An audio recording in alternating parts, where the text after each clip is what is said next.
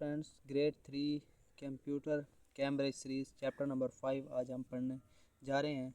Unit number 5 हमारे पास है सिस्टम यूनिट। सिस्टम यूनिट और central processing unit CPU. CPU stand for central processing units.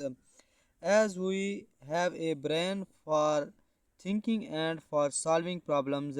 As we have brain for thinking and solve problems, जैसा कि हमारा दिमाग सोचता है फिर उसके बाद उस मसाइल का हल निकालता है। The computer also has a brain which is called a CPU.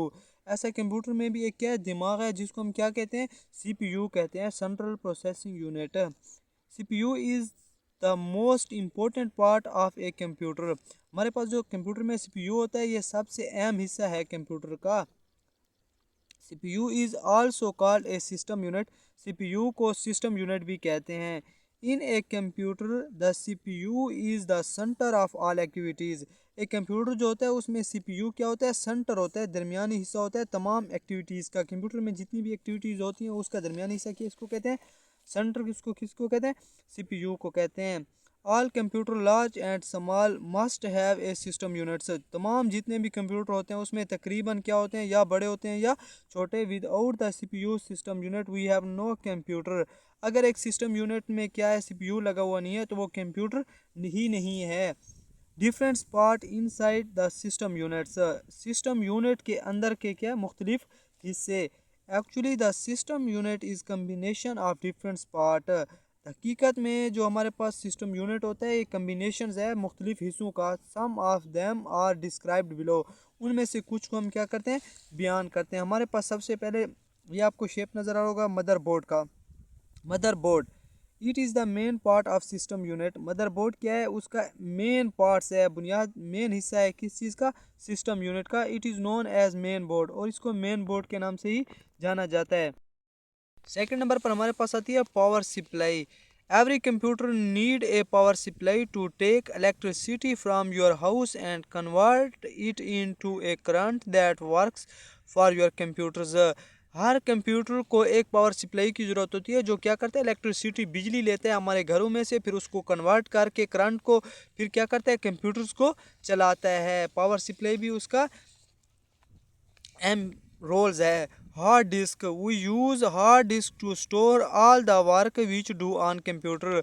हम हार्ड डिस्क को इस्तेमाल करते हैं कंप्यूटर के अंदर जितना भी डेटा क्या है स्टोर्ड है उसको चलाते हैं। हार्ड डिस्क के अंदर ही स्टोर होता है हमारा तमाम data. Display VGA card. A VGA card handles graphics that are display on the monitor. VGA cards हमारे अंदर जो हैंडल्स करता है किस चीज़ को, ग्राफिक्स को, जो कि मॉनिटर के ऊपर फिर चीज़ों को डिस्प्ले करता है, दिखाता है कुछ चीज़ें। Sound card. A sound card contains a special card for operating the computer sounds. Sounds card का मेन फंक्शन ये है कि ये मखसूस कंटेन्स करता है कार्ड्स ऑपरेटिंग्स को और कुछ साउंड्स को भी। उसके साथ हमारे पास ये साउंड कार्ड्स की आपको शक्ल भी नज़र आ रही है। उसके बाद हमारे पास क्या है, modem. A modem explanation card that allow computer to talk each other. Modems क्या करता है, कंप्यूटर कार्ड्स में अलाउ करता है कंप्यूटर को बातचीत करने में एक दूसरे के साथ। DVD ROM it is use to read and write data from CD और DVD।